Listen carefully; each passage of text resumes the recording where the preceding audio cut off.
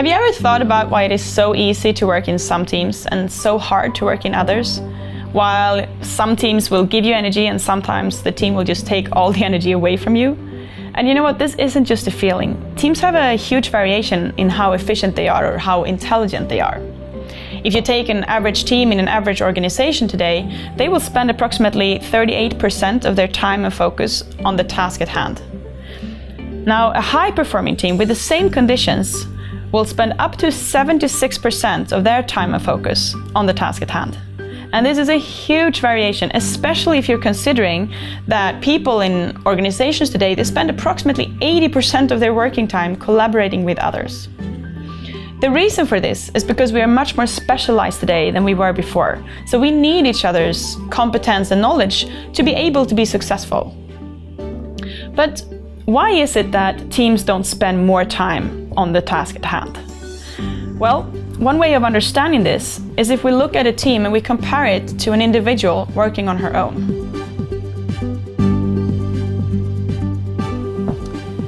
The benefits of teamwork, or the revenues of teamwork, are two. First, people have different thoughts and ideas and experience and knowledge, and if you can merge this knowledge into the team, you can create new knowledge and new ideas that no one individual would have been able to come up with on her own. Second, you can divide work between the individuals, and this will save time, of course, but it will also make it possible for each individual to deepen their understanding of their specific responsibility. However, working in a team also have costs if you compare it to working on your own. Some of this is connected to just the process of being a team. It takes longer time to listen to everyone, to organize, to make decisions, etc. And this is called the process cost of teams. In addition to this, we have something called social costs. For example, if you like or dislike a person, or if that person has a higher status in the room, that will influence how you perceive that person's thoughts and ideas. The costs of being a team offsets part of the revenues of being a team.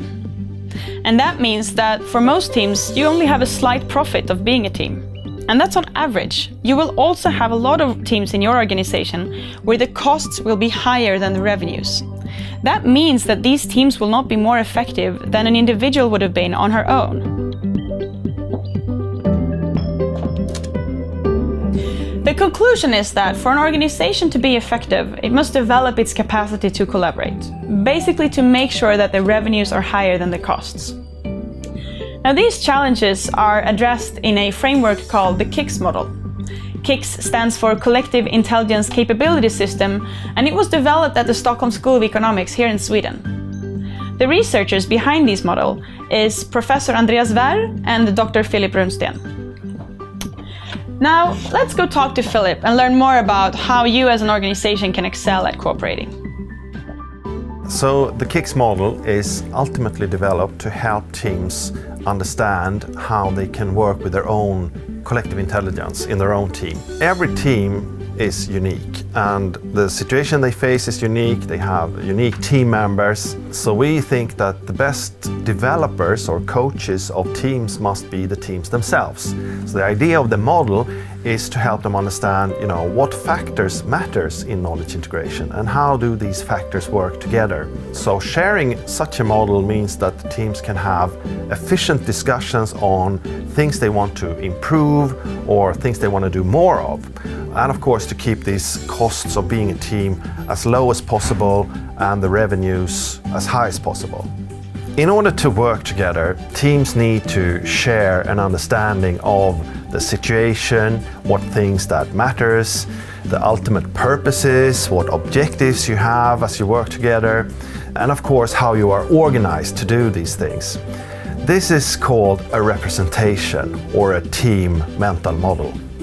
And a successful representation means that it's a developed and advanced understanding of the situation and the organization. And it also means that it is shared so that the team members have the same understanding. And this is why we know that high-performing teams spend much more time discussing their representation than the low-performing teams do. You could actually say that a good representation is a continuous discussion, because that will make it more advanced and it will also make it more shared. So the reflection capability is the team's ability to collect and integrate its members' different thoughts, ideas, knowledge and skills and make this into shared advanced understanding. And here's the whole strength of a team, because if a team is successful in this, it can create a much larger and more advanced understanding than any individual can do on her own. Another important aspect of reflection is timing, to know when to stop and think, what is it that really matters here, or are we doing this in the right way? If you do this too seldom, you risk, of course, doing a lot of things that you shouldn't have done or needed to do.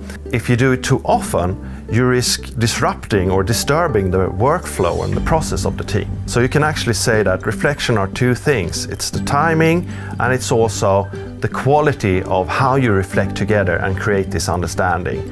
And that takes skill in how to listen to others, but also being good at presenting your own thoughts and ideas to others.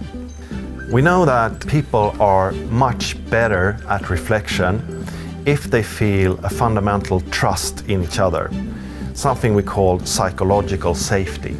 That means that people feel that they are relevant to the team and that they are appreciated by the team.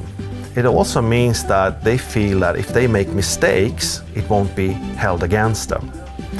So this improves reflection and it's essential in advanced work. At the same time, we know that prestige and conflicts or negative comments can ruin this process of knowledge integration. Therefore, it's essential that teams take this side of being a team, what we call the relation or the climate, seriously. It's actually so that one single negative comment can ruin the process of knowledge integration much more than pep talk and positive comments can do to improve.